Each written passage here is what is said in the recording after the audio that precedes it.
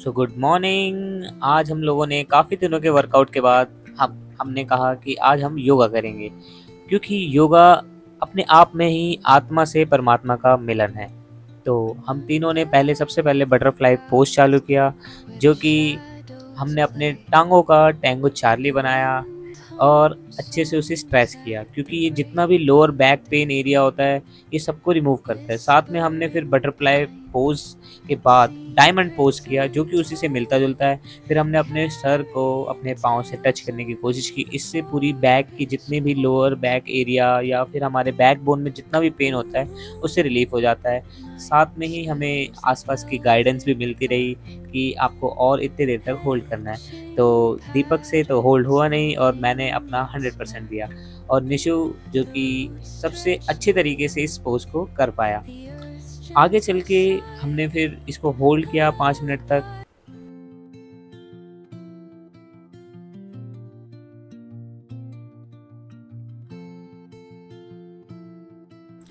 उसके बाद हमने अपने थोड़े टांगों को रिलैक्स किया, उसे थोड़ा-सा, एंड देन हमने एक-एक करके पहले अपनी राइट साइड के पाँव को टच करते हुए पीछे से अपने हाथ को एक अच्छे तरीके से लेके आए और उसे एक अपने जो हमारी टोज़ होती हैं उसको टच करते हुए अपने सिर को, अपनी नी को टच करना होता है, जिससे कि उसको जितना भी नी का पेन है या हमारे बैकबोन का जितना भी और भी स्ट्रेस रह गया था, फिर सेम साइड हम लेफ्ट के अपने लेग के साथ करेंगे, जिसमें हम अपने लेफ्ट लेग को टच करते हुए फिर सेम प्रोसेस पीछे की तरफ से हाथ हम अपने टोज़ पे टच करेंगे। इससे भी टोज़ और जितना भी बैकबोन का एरिया है उसे रिलैक्स फ़ील होता है, और साथ ही साथ आपके होल्ड रखने से आपके माइंड का जितना भी स्ट्रेस होता है वो भी रिलीज़ होता है।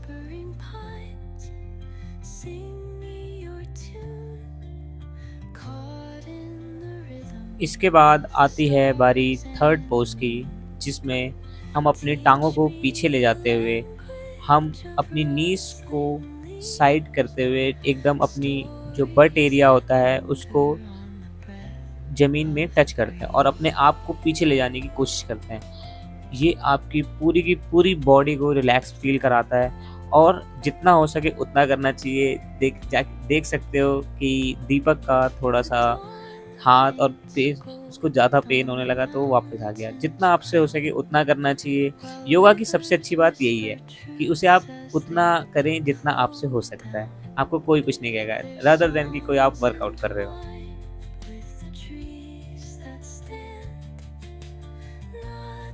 अब आती है बारी ब्रिज पोज़ की। इससे आपका जितना भी बैक एरिया है, आज हमने अपनी अपर और डाउन दोनों की तरफ से ही, और इसमें ब्रीथ की भी होती है। जैसे-जैसे आप ब्रीथ को ऊपर ले जाते हैं और साथ ही साथ अपने जो लोअर बैक एरिया है उसको अप करना है, और फिर होल्ड करके धीरे-धीरे ब्रीथ को छोड़ते हुए एक्सहेल करते हुए अपनी बॉडी को डाउन करना है। इससे आपकी ब्रेथ और आपकी जो बैक एरिया है, लोअर बैक एरिया है, ये सारा का सारा स्ट्रेस रिलीज़ होता है और जितनी और फ्लेक्सिबिलिटी आती है। जि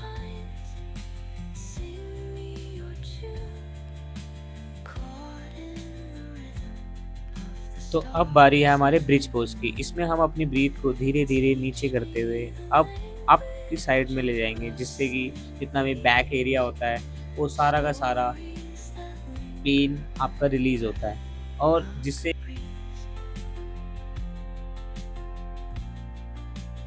तो अब बारी है ब्रिज पोज़ की, जिससे हमारा जितना भी बैक का पेन होता है वो रिलीज़ होता है। आज हमने ज़्यादातर जो एक्सरसाइज़ेज़ की, क्योंकि हमारी बैक पेन बहुत ज़्यादा हो रहा था, जिससे कि, और ये bridge pose I think doctor खुद सजेस्ट करते हैं। और अब बारी आती है पवन मुख आसन की। इसमें हम एक टाँग को अपने जो फेस के पास लेके जाके एंड देन अपनी नोज़ को उसमें टच करते हैं।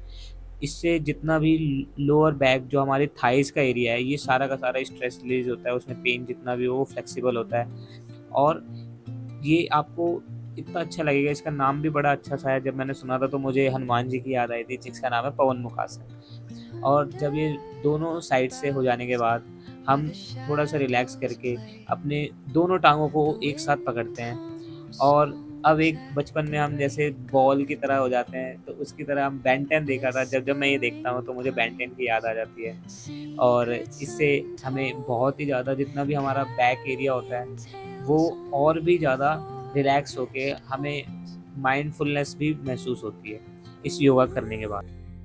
Night spills the velvet dark, etching patterns, leaving its mark. The roots stretch deep, the earth's gentle sigh, a lullaby sung to the open sky. Oh, whispering pines, sing me your tune, caught in the rhythm of the stars and the moon. Teach me side he side में हमने Planck की तैयारी की, जिसमें मैंने और निशु ने तो थोड़ा-सा अपने आप को पीछे रखा, लेकिन दीपक ने इस प्लैंक को अच्छे तरीके से किया और हमने चीटिंग करते हुए, हँसी-मज़ाक करते हुए इस योगा का भरपूर आनंद लिया।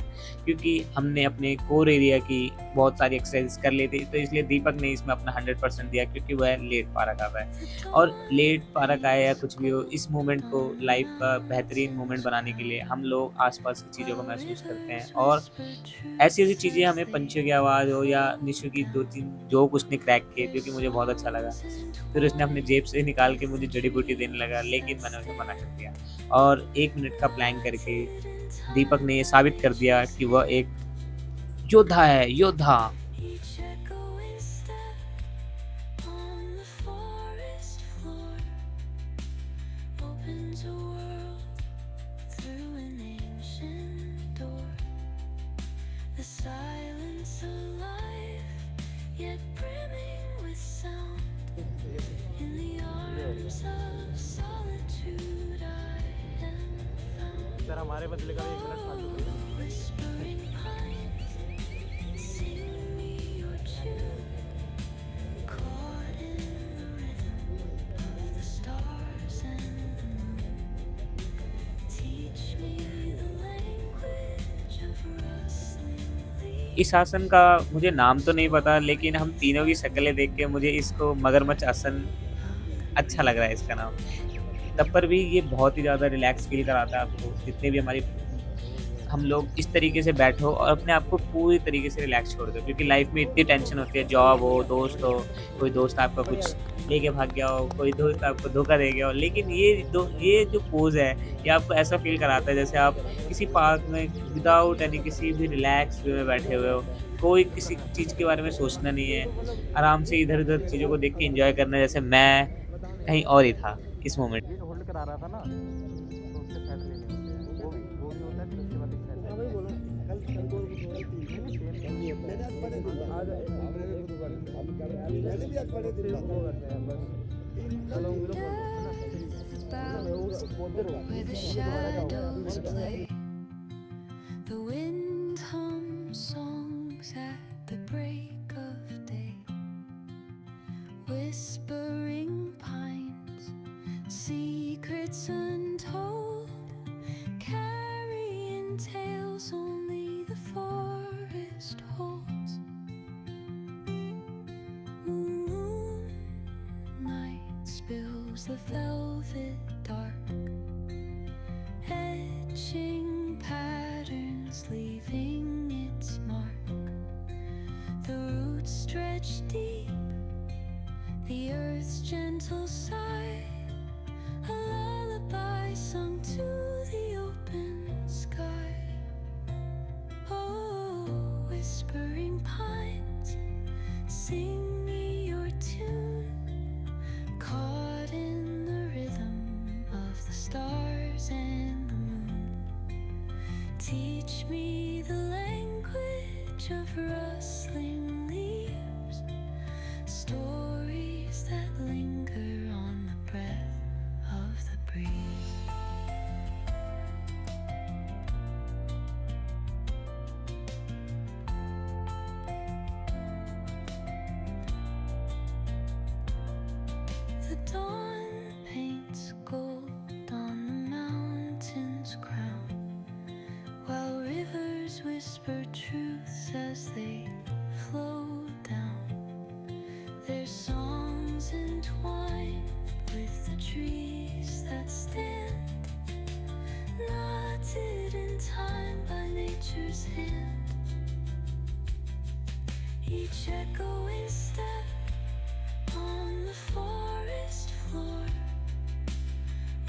opens a world through an ancient door.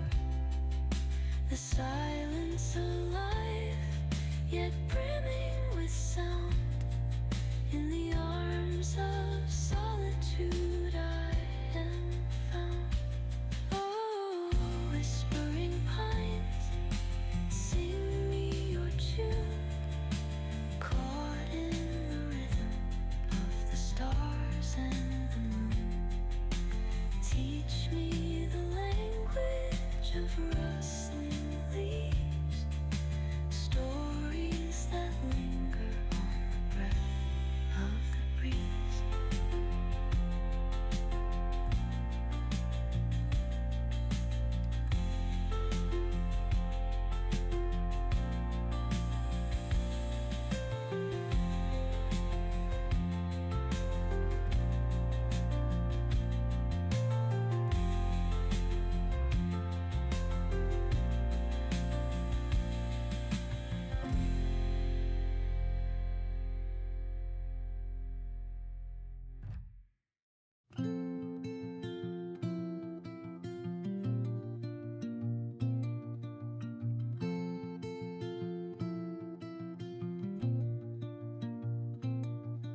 Under the boughs where the shadows play, the wind hums songs at the break of day.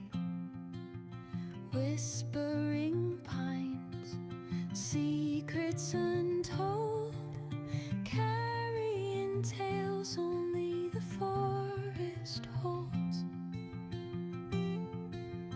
Moonlight spills the velvet dark, etching patterns, leaving जैसे जैसे हमारा adrenal rush बढ़ता जा रहा था, dopamine release होता जा रहा था, तो हमारी धूप भी बढ़ती जा रही थी। तो इसीलिए किसी ने कहा कि यार धूप बढ़ रही है, मैं इस साइड से नहीं, मैं इस साइड से करूँगा। तब पर भी मैंने कहा नहीं, सर्वांग आसन इस साइड से ज़्यादा किया जाता है ताकि वो धूप आपको सामने से ना पड़े।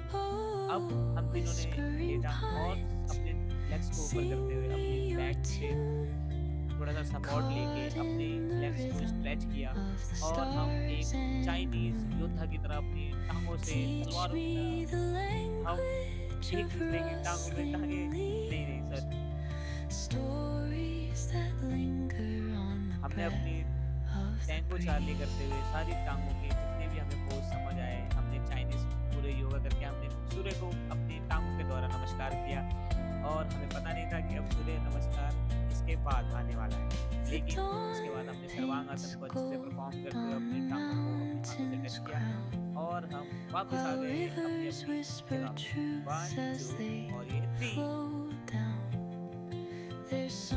अब हम तीनों के तीनों हल आसन के लिए अपने आप को तैयार कर लिया। पहले हमने अपनी बॉडी को स्ट्रेच करके थोड़ा सा एंड देन हमने पहले फर्स्ट हैंड सेकंड हैंड पीछे ले जाते हुए अपने पूरा जो कोर एरिया था उसको ढंग से स्ट्रेच किया और हम तीनों के तीनों में बहुत ही ऐसा लग रहा है कि हम सूर्य को अपनी पूरी शक्तियाँ हम अपने इनहेल कर रहे हैं, क्योंकि जो सूर्य की किरणें हैं वो सूर्य को आपको चार्ज अप कर देती हैं। इसके बाद हमारी कैट कैमल पोज की बारी गई, तो हम तीनों ने पहले इनहेल किया और उसको धीरे धीरे हम करते हुए अब एक्सहेल करेंगे। ये जो है आपको इस तरीके से फील कराता है, जो आपकी जो रूह होती है वो ऐसा फील करते हैं कि हाँ जितनी भी सूर्य की अच्छी किरणें हैं वो हमारी सांस नली के द्वारा हमारे सारे के सारे खून के नसों में चली गई। तो चलो ज़्यादा टेक्निकल नहीं रहेंगे, तो अभी हम ऐसे 5 टाइम्स करेंगे।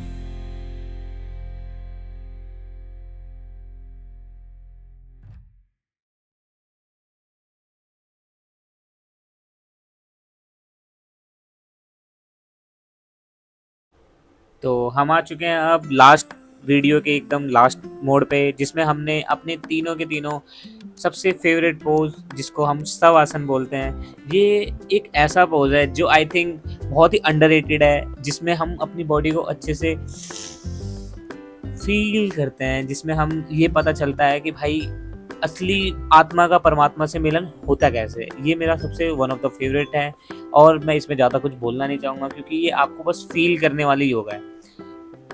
इसमें शांत रहना है और अपनी ब्रीथ को कुछ भी ऐसा बिल्कुल कुछ सोचना ही नहीं है, अपनी बॉडी से लेके अपने पर मैं दोनों को देख रहा था कि ये कितना शिद्दत से कर रहे हैं, और अपने जो हमारे जो वो नेल्स होते हैं स्टार्टिंग पॉइंट अपना हमारे लेग्स के, वहाँ से सोचते सोचते हमें अपनी नीज के बारे में सोचना है, देन उसके ऊपर थाइस के बारे में सोचना है, फिर अपने स्टमक के बारे में सोचना है, और फिर साथ ही साथ ऊपर आते हुए कुछ भी सोच, मतलब एक आपको अपना ध्यान अपने ऊपर रखना है बस।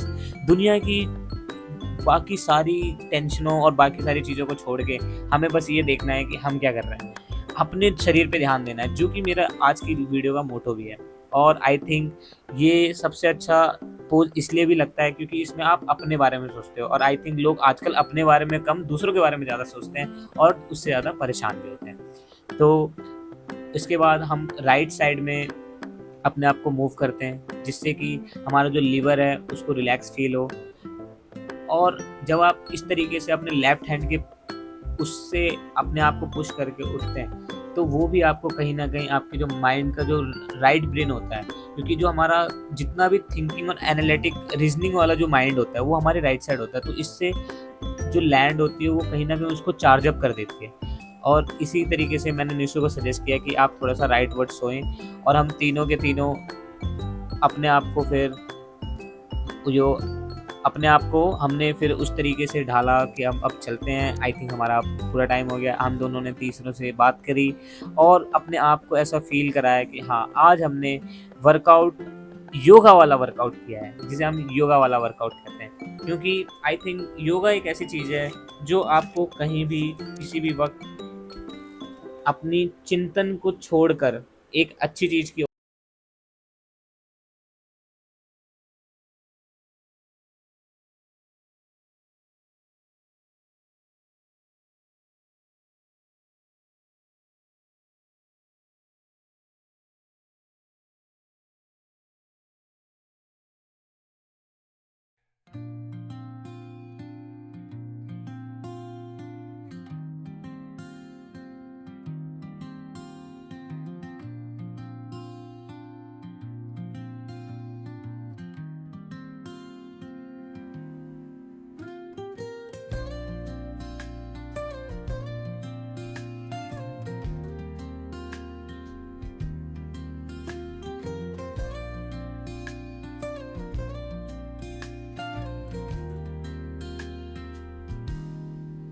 soft strums of the warm acoustic guitar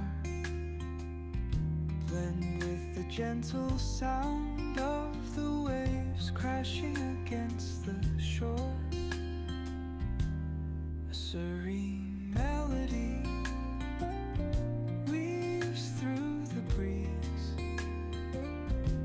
creating a soothing rhythm that mirrors the ocean's ebb and flow.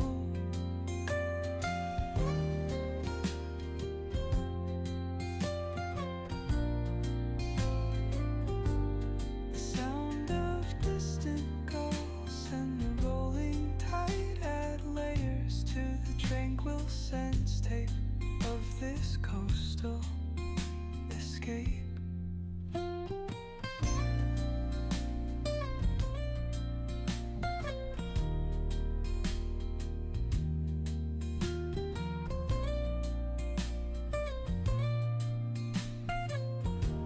और सारी आसन करने के बाद हम तीनों ने अपने अपने फीडबैक और अपनी लाइफ की कुछ कुछ चीज़ें डिस्कस करने के बाद राकेश ने और निशु ने हम लोगों ने प्लान बनाया कि हमें योगा को आई थिंक हर एक व्यूअर्स और हर एक अपने एक नोन और जो कि परेशान है थोड़ा सा अपने लाइफ के स्ट्रेस से और चीज़ों से लेके परेशान है, आई थिंक उस तक हमें इस योगा तक एंड टू एंड पहुंचाना है। तो हम लोग आई थिंक इस तो योगा की वजह से हमें लाइफ में इतनी हेल्प हुई है, तो हम लोगों ने सोचा कि यार जिसको भी ये चीज़ें फ़ील करा सकते हैं, तो वो ज़रूर कराएँगे। तो अगर आपको थोड़ा-सा भी ये सारे आसन्स और योगा वगैरह में थोड़ा-सा भी इंटरेस्ट हो, तो ज़रूर आओ, हमसे मिलो और हम लोग इस चीज़ को और अच्छे से इवॉल्व करेंगे और चीज़ों को जितना हो सके बेहतर बनाएँगे। तो ठीक है, मिलते हैं पार्क में, डिस्ट्रिक्ट पार्क में, बाकी की जो चीज़ें हैं, वो वीडियो के एंड में। Thank you so much, bye bye. And हाँ, ये मेरा फर्स्ट ब्लॉग है